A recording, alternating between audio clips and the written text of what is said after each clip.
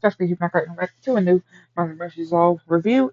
And if you haven't last one, go and check it out. And we're back with the next 2 episodes of Season 2 of Milo Murphy's Law. And we start with this future, or eons from now, that it that it says at the beginning. And so's these statues, or the statue, and of this crockpot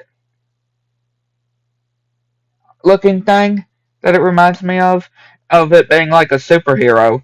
But then when it shows this owl programming, it actually managed to fight all these evil owls, and yeah, these force managed to work together, and how this dish, being ahead of this robot suit, managed to save the day and help the town. And of course, this grandson does not believe his grandfather.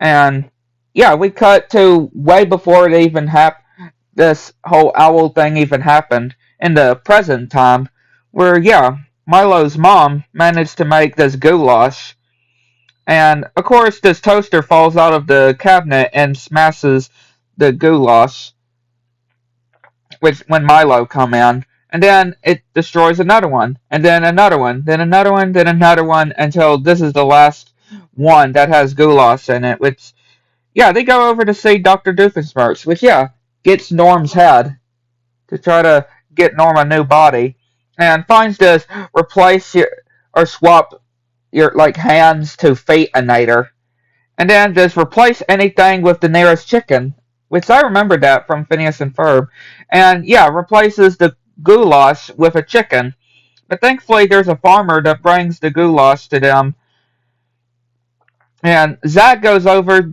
to the box to get. Yeah, turns out he replaced swap his hands with Fate, and everybody else as well, and even the OG, which yeah, Doofenshmirtz then sees. And then the goulash goes into this tornado-like thing, and yeah, just seeing him just trying to get the goulash and just into it, just spinning around, and then yeah, they're all back to normal. And then this raccoon comes and takes the goulash, then makes the goulash fly into Doofenshmirtz's area to knock all these innators, and yeah, they're saying it getting shot with all these different innators, and yeah, this is where the goulash becomes that superhero thing that we saw from the beginning, and goes to blast off and go and save the day. And yeah, we actually see Love Handle as well, and them opening this time capsule, which apparently we see it close after that Goulash superhero thing falls into it. And yeah, of course that grandson still doesn't believe it until he's like, "Don't respect your elders," and then he's like, "I owe you an apology." Yeah, a very funny episode. And then we go to the next one, which starts with this crab fishing boat, or this fishing boat, which they're catching these different things. Is it crab? Not sure, can't remember. But yeah, Milo and Zach and Melissa are trying to get some extra credit.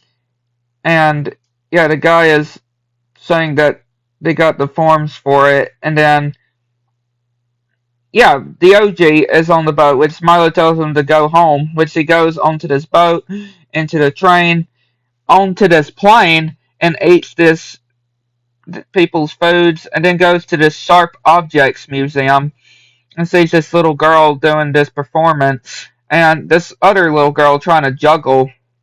And yeah, we see Perry the Platypus there. And yeah, Milo's mom is seeing a mess in the living room and sees Doofenshmirtz and Sarah there and telling them to clean up the clothes.